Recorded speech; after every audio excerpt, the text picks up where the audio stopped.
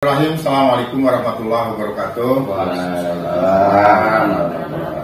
Selamat pagi, salam sejahtera buat kita semua. Puji syukur mari kita panjatkan kehadirat Tuhan Yang Maha Esa. Pagi hari ini kami dari jajaran Serikat Pekerja Nasional yang diwakili oleh DPP SPN menyampaikan refleksi akhir tahun sekaligus resolusi-resolusi yang akan kita gaungkan di tahun 2023. Dalam rangka menyambut tahun baru 2023. Teman-teman dan seluruh masyarakat yang berbahagia, pada pagi hari ini nanti akan disampaikan oleh Ketua Umum tentang apa-apa yang sudah terjadi di tahun 2022 menyangkut hal-hal yang sudah dilakukan oleh Serikat Pekerja Nasional terkait dengan isu-isu yang menjadi prioritas utama Serikat Pekerja Nasional. Ada persoalan jaminan sosial, ada persoalan upah, dan hal-hal yang lain, termasuk law enforcement maupun kebijakan-kebijakan pemerintah yang hari ini selalu kita kritisi karena memang tidak sesuai dengan harapan atau tidak sesuai dengan keinginan buruh dan pekerja di seluruh Indonesia. Sebelum nanti Ketua Umum menyampaikan paparannya, menyampaikan refleksi maupun resolusinya, terlebih dahulu karena ada di kami ada beberapa pengurus DPP SPN, ada bidang luar negeri, ada bidang pengembangan organisasi, ada bendahara, dan lain-lain. Maka terlebih dahulu saya persilahkan kepada pengurus yang akan menyampaikan kritikan-kritikan terhadap persoalan-persoalan yang hari ini menjadi poin-poin utama yang menjadi isu besarnya Serikat Pekerja Serikat Buruh di Indonesia, khususnya SPN. Kaitan dengan persoalan global supply chain atau jaringan rantai pasok yang berefek terhadap kondisi-kondisi yang secara umum muncul terkait dengan no-pay maupun dengan hal-hal yang lain. Hari ini muncul sebuah kondisi bahwa isu terjadinya penurunan order dan lain-lain itu menjadi isu besar yang sampai akhir tahun, sampai hari ini sedang muncul potensi terjadinya PHK yang tidak sesuai dengan ketentuan. Terjadinya PHK yang pada kondisinya dipaksakan. Untuk itu kepada Bapak Iwan Kusmawan selaku Ketua Bidang Luar Negeri sekaligus yang berhubungan dengan jaringan, saya persilakan terlebih dahulu. Silakan Pak Iwan. Ya, bismillahirrahmanirrahim. Assalamualaikum warahmatullahi wabarakatuh. Saya Iwan Kusmawan, Ketua DPP SPN Bidang Hubungan Internasional dan Jaringan. Melihat situasi dan kondisi 1 tahun terakhir di tahun 2022 ini, kami banyak mendengarkan, banyak melakukan analisa, riset, survei, dan lain sebagainya terkait dengan hal-hal yang menyangkut dengan kondisi ketenagakerjaan di Indonesia, khususnya untuk perusahaan-perusahaan multinasional company. Ada satu hal yang sangat menarik di ujung akhir tahun 2002 ini, di mana banyak keluhan-keluhan dari para pengusaha yang notabene adalah para pengusaha sudah banyak mendapatkan stimulus kebijakan dari pemerintah yang secara langsung diberikan bagi dunia usaha. Namun di sisi yang lain, para pekerja yang selalu menjadi korban daripada para pengusaha selalu diberikan hal-hal yang dalam tanda kutip adalah kesejahteraannya di bawah dari apa yang selama ini diterima. Salah satu contoh yang sangat konkret ketika kita berbicara hampir setiap tahun menyangkut dengan persoalan upah. Ketika di dalam sebuah rekomendasi Bupati Wali Kota menetapkan untuk upah minimum di masing-masing kabupaten kota, ternyata rekomendasi itu banyak tidak sesuai dengan harapan para pekerja. Karena ternyata penetapan upah minimum untuk kabupaten kota itu ditetapkan oleh gubernur. Dan ironisnya, ketika ada goodwill dari kabupaten kota terkait dengan rekomendasi upah minimum itu lebih besar daripada peraturan pemerintah, maka secara otomatis gubernur yang punya hak mutlak untuk menetapkan upah minimum tidak pernah bahwa rekomendasi itu dilahirkan sebagaimana surat keputusan gubernur. Jadi ini sangat berbanding kebalik ketika pengusaha mendapatkan stimulus atau kebijakan, justru rekomendasi upah minimum itu adalah tidak pernah sesuai dengan rekomendasi kabupaten kota. Yang kedua adalah terkait adanya keluhan-keluhan. Keluhan yang sangat dahsyat saat ini adalah terkait dengan isu resesi global yang ada korelasinya dengan perang Rusia-Ukraina. Sehingga itu berdampak negatif terhadap isu yang dikembangkan adanya penurunan order dari beberapa buyer atau brand yang memberikan kontribusi lebih kepada perusahaan-perusahaan atau supplier-supplier yang ada di Indonesia. Dan ini menjadi salah satu trigger, ini menjadi salah satu isu yang sangat dahsyat. Kenapa? Karena lagi-lagi pada akhirnya para pekerja dikorbankan. Ada terjadinya pengurangan jam kerja, ada terjadinya pengurangan hari kerja, ada terjadinya pengurangan karyawan, dan ada terjadinya pemutusan hubungan kerja. Isu ini terus bergulir sehingga pada akhirnya di bulan Desember ini pemerintah dengan beberapa kontribusi yang telah disiapkan akhirnya membuka kembali kebijakan-kebijakan stimulus yang akan diberikan kepada pengusaha untuk menjaga agar tidak terjadi pemutusan hubungan kerja.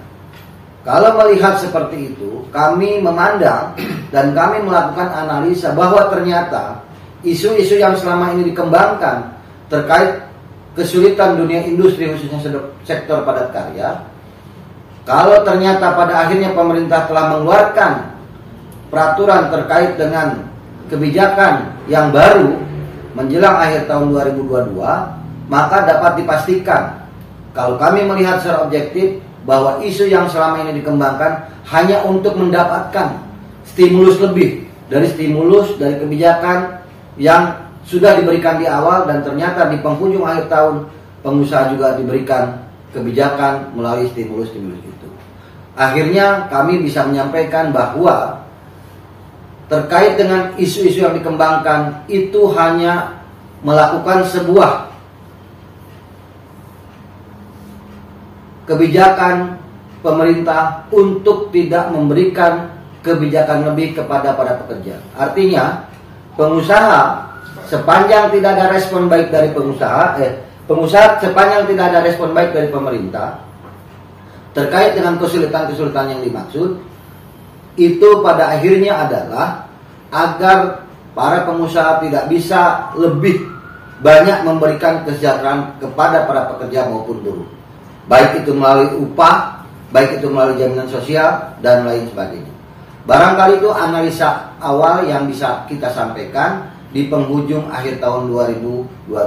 Mudah-mudahan pada tahun mendatang hal-hal yang terkait dan menyangkut kesejahteraan para pekerja ini akan lebih masif lagi untuk kita terus perjuangkan, untuk terus kita tingkatkan.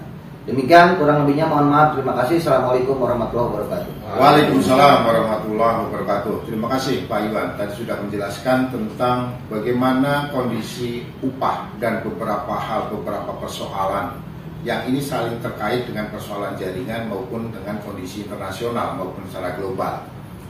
Bapak Ibu sekalian, masyarakat, anggota dan seluruh yang menerima pemberitaan atau konferensi pers ini, pernyataan ini, selanjutnya Ketua Umum nanti akan menyampaikan tentang refleksi apa-apa yang sudah terjadi di tahun 2022 kaitan dengan perjuangan dan isu-isu besar yang diangkat oleh SPN maupun hal-hal atau resolusi yang akan disampaikan untuk di tahun 2023 nanti.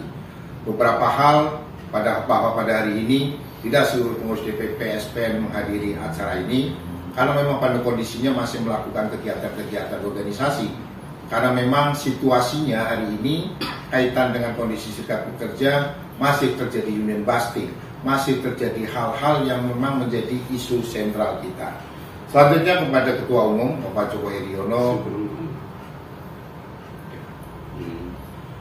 saya persilakan. Assalamualaikum warahmatullahi wabarakatuh. Waalaikumsalam warahmatullahi wabarakatuh. Salam sejahtera, Om Swastiastu, salam kebajikan, namo buddhaya. Semoga semuanya diberi keberkahan, sehat, walafiat. Pada kesempatan ini yang pertama dalam refleksi tahun baru dan nanti juga penetapan resolusi cita-cita yang akan kita teguhkan di dalam tahun mendatang. Saya ucapkan terima kasih kepada para pengurus dari mulai BSP, DPC, DPD maupun DPP yang sudah mendedikasikan waktu, pikiran, tenaganya mengabdi kepada organisasi, mengerjakan tugas tanggung jawabnya sebaik-baiknya walaupun masih terdapat segala macam kekurangan yang dipengaruhi masalah-masalah internal maupun eksternal. Ke depan suatu hari nanti apa yang kita cita-citakan ini tentunya akan terus kita suarakan. Untuk itu kita coba mengevaluasi hal-hal yang sudah kita lakukan maupun yang belum kita lakukan. SPN sudah menetapkan resolusi labello reform, yaitu resolusi tekad SPN untuk menuntut kepada pemerintah mereformasi hukum ketenagakerjaan 3 tahun yang lalu. Walaupun akhirnya dalam suasana pandemi pemerintah justru menjawabnya dengan undang-undang yang meliputi kontroversi, yaitu dengan sistem omnibus law, sehingga seperti dampaknya yang sekarang kita rasakan bukan semakin baik. Di sisi masalah substansi materi undang-undangnya pun memburuk dan konsistensi dari perangkat negara pemerintahan pun memburuk, di mana pelanggaran itu mencapai 70%. Jadi tingkat kepatuhannya hanya 30%. Kami juga mengaku ini bagian dari kegagalan Serikat Pekerja dalam mengelola persoalan, tapi yang lebih bertanggung jawab adalah aparatur negara, yaitu para aparatur yang diberi tanggung jawab untuk membela, melindungi hak-hak rakyatnya, khususnya kaum buruh dan pekerja di seluruh Indonesia, di mana hak-hak itu sebetulnya mencakup suatu perbuatan yang diperintahkan oleh konstitusi, di mana pelarangan-pelarangan yang sesungguhnya tentang pelarangan melanggar upah, melanggar iuran jamsos, melanggar pesangon, dan juga melakukan PHK sewenang-wenang maupun perbuatan-perbuatan yang sifatnya anti serikat pekerja terus terjadi. Itu adalah satu perbuatan kejahatan yang diancam pidana. Namun sampai saat ini belum ada atau sangat minim sekali negara, pemerintah melakukan penindakan-penindakan yang sesungguhnya itu adalah kejahatan korporasi, di mana itu sangat merugikan kaum pekerja secara moral maupun material. Di mana hal-hal yang saya sampaikan tadi mencakup masalah perlindungan dasar, jaminan sosial. Jaminan sosial pelanggarannya bukan hanya sebatas kepesertaan dan pembayar iuran, tetapi pelanggaran penetapan terhadap konstitusi secara sistematis dan terstruktur menjadikan pekerja tidak mendapatkan haknya sama sekali.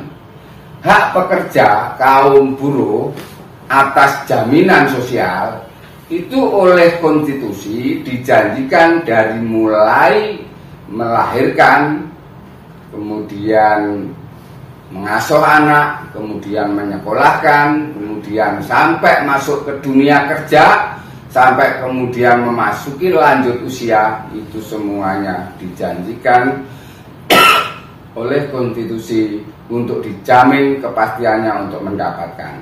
Di mana para pekerja masih terbebani ketika mengalami cuti melahirkan maupun hamil, cuti sakit, dan juga pada saat bekerja itu kaum pekerja masih selalu kehilangan hak-haknya. Di antaranya ketika mengalami sakit, mereka masih kesulitan mendapatkan akses kesehatan. Begitu juga apabila terjadi kecelakaan, banyak kaum pekerja yang kehilangan hak atas jaminan kecelakaan kerja. Begitu juga kematian. Banyak pekerja Saya katakan banyak, ini mencapai 70%, di mana kepesertaan yang dibesarkan oleh BPJS itu telah terbukti oleh data-data yang dimiliki oleh penyelenggara jaminan sosial itu sendiri. Kemudian pada saat memasuki usia pensiun, di mana imbalan pasca kerja yang namanya pesangon, jaminan hari tua, pensiun itu dalam posisi kontingensi, artinya bisa mendapatkan dan bisa tidak mendapatkan. Jadi dengan syarat pengecualian itu, maka akhirnya banyak pekerja kaum buruh dan keluarganya tidak memiliki akses yang otomatis. Sehingga hal ini sudah disuarakan oleh SPM setahun yang lalu, bahkan 3 tahun yang lalu, di mana jaminan sosial ini adalah tanggung jawab keseluruhan dari pemerintah melalui APBN maupun iuran dari para pemberi kerja. Kenapa APBN? Kita tahu pajak yang disumbangkan atau PDB yang diberikan oleh kaum pekerja melalui produksi barang dan jasanya adalah konkret dan nyata, di mana pemerintah membanggakan 5% PDB dan itu dinyatakan lebih dari 5%, tapi nyatanya kaum pekerja masih terus tertindas haknya, masih belum mendapatkan porsi yang adil.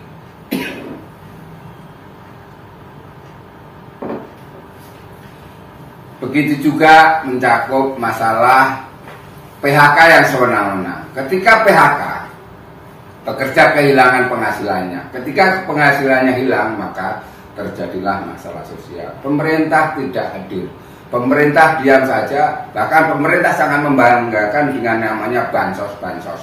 Bansos pemerintah masih ambigu, masih antara mau dan tidak mau. Padahal kaum buruh sudah mendedikasikan 14,7% dari gajinya setiap bulan untuk diiurkan, dan pengusaha sudah diperintahkan untuk memberikan iuran 8,3% untuk pesangon. Tapi semuanya itu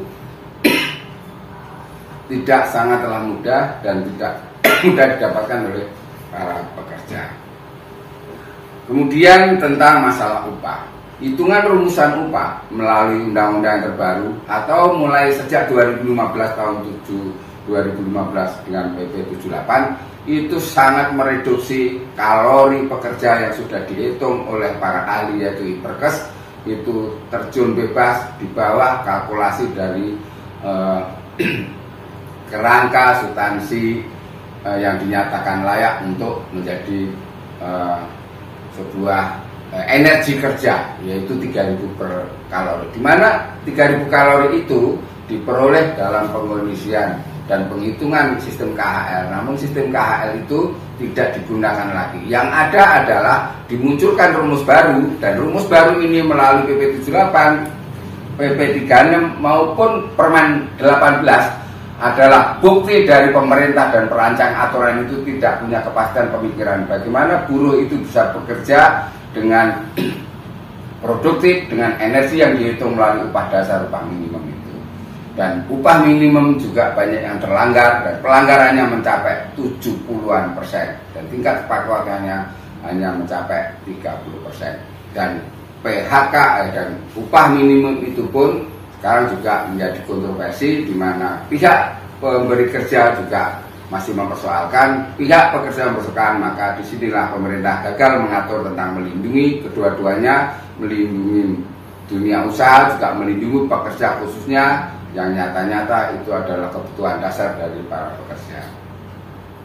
Kemudian mencakup masalah penegakan hukum. Sistem penegakan hukum yang dikenal di Indonesia belum digunakan untuk melindungi kaum pekerja dan buruh, di mana KUHP sudah mengatur bagaimana sistem penegakan hukum mencari keadilan dan bagaimana memidanakan bagi pihak-pihak yang melanggar hak-hak pekerja itu, yang nyata-nyata itu adalah kerangka pidana kejahatan. Untuk itu, dari evaluasi tahun yang lalu, kita menginginkan di tahun mendatang ini semuanya tidak akan terjadi lagi, dan pemerintah harus bertanggung jawab setiap kelahiran anak-anak pekerja buruh dan masyarakat umum lainnya. Setiap ada risiko sakit, setiap ada kecelakaan kerja, ada kematian, dan hari tua itu adalah sepenuhnya tanggung jawab pemerintah, tanggung jawab negara Republik Indonesia ini melalui sistem jaminan sosial nasional SJSN yang sudah diundangkan dan melalui penyelenggaranya BPJS. Begitu juga integrasi antara imbalan pajak kerja, JHT, pensiun dan pesangon harus memberikan kepastian bahwa pekerja pada saat mengalami peristiwa kehilangan pekerjaan, kemudian mengalami cacat tetap, mengalami masuk lanjut usia, itu dipastikan memperoleh haknya tanpa pengecualian. Dan kemudian bagi kawan-kawan yang terus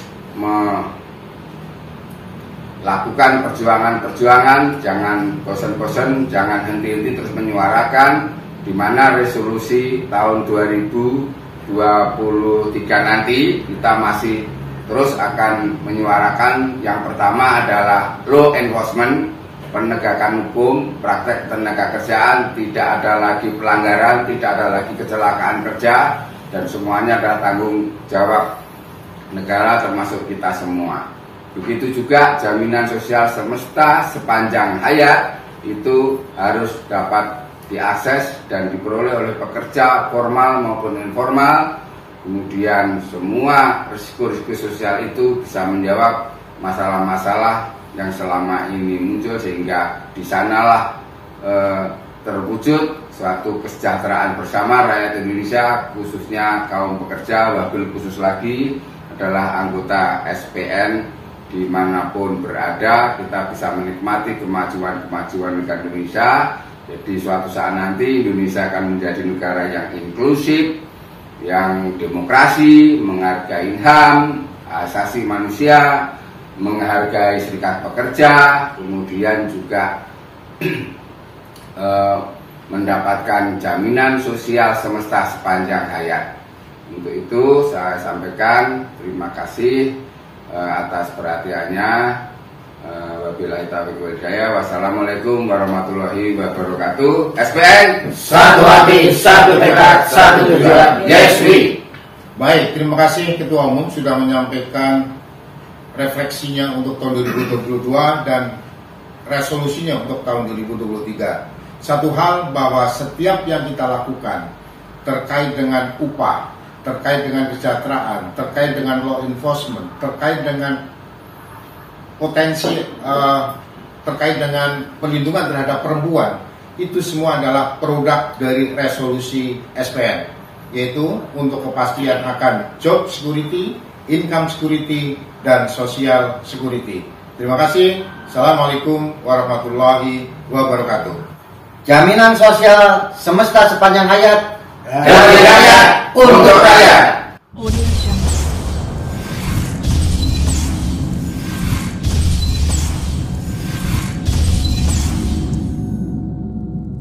Audio Jungle.